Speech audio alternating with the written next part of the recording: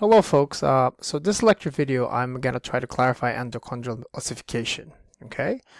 So endochondral ossification starts with a hyaline cartilage model. So what we actually have in endochondral ossification, folks, if you want to think about it, is actually in this case chondroblasts, okay? Chondroblasts are the ones that make cartilage, creating cartilage, right? Now, there are two ways that chondroblasts mitotically divide and contribute to bone density, or in this case, cartilage growth, okay? The first one is when they, in this case, grow apart from each other and increase the width of the actual cartilage. This is called oppositional growth, oppositional, all right? So what happens is chondroblasts, okay, divide rapidly in the process called oppositional growth, and this is through mitosis, and they also divide and increase the length of the cartilage, and this in turn, folks, is called interstitial growth. All right, so as they're doing oppositional, increasing in width, and interstitial, increasing in length, what they're also doing at the same time, folks, is they're creating ground extracellular matrix between cartilage cells, in this case the chondroblast. Okay, so they're creating collagen fibers, elastic fibers. All right, so just know that that's what's going on in this case, right? Eventually, so this happens when you're still a fetus, okay, in the fetal stage.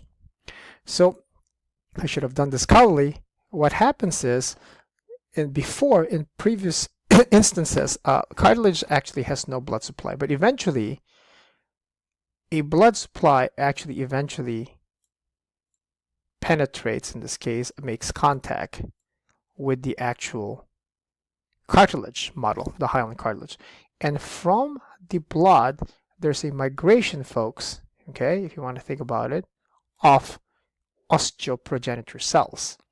And these osteoprogenitor cells, okay, if you want to think about it, what they do is this chondroblasts eventually stop dividing and they eventually grow in size. This is called hypertrophy, which we talked about previously, and they eventually die. And what happens, folks, is they actually leave a space in which no chondroblasts are already present, and so that space then gets occupied, in this case, by osteoprogenitor cells, which eventually, in this case, differentiate into osteoblasts. What do osteoblasts do? Well, folks, osteoblasts, what they do is they make calcium phosphate. They mineralize bone and they create hard bone in this case. All right. So if you look at this, what we're going to do is we're going to expand this like in a better fashion. What happens is, because of this one area of bone growth, this is the initial stages of growth, which is governed by the growth hormone, and this is called, this area of bone growth is called primary ossification center. Okay, but what happens, okay, if you want to imagine this better, is what happens, folks, so here's cartilage, more chondroblast, and all of this area now is bone. Okay, bone, osteoblast, and again, osteoblasts eventually stop making mineralized bone. At that point, they become osteocytes. So know that progression of cell types. So as you can see at the end now, like right after your birth, you actually have two areas of cartilage, right? This, folks, are your growth plate. You have your proximal epiphyseal plate, the growth plate closer to your shoulder joint or your hip joint, and then you actually have a growth plate closest to your knee joint, in this case, all right, depending, we're talking about the femur, or your elbow joint, we're talking about the humerus. So now you actually have two areas in which cartilage does the same thing, does oppositional and interstitial growth, all right? But I had to find this thing. What happened to my pen?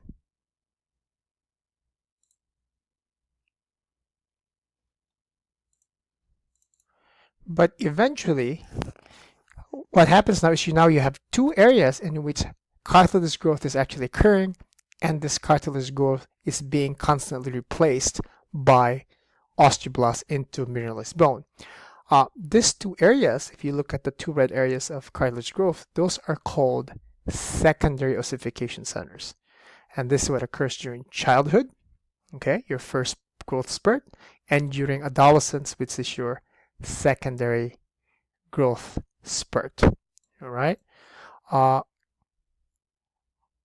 So if you blow this up a little bit better, if you actually make this a little bit better, what happens, folks, is again, as usual, you actually will have more mineralization, right? And as the cartilage expands on both ends, what happens to your bone? Your bone actually grows in length, okay? Now, what is missing here, what's not shown here, folks, is there's actually the osteoclasts, which actually degrade bone, is actually the activity of that bone is actually occurring at the same time. And that is actually why, if you want to think about it this way, and I'm going to raise a positional interstitial right now, just to clarify things, is what happens, folks, is you actually have a hole in the middle, if you want to think about it, in the middle of your long bones, right? Where did that come from? Oops.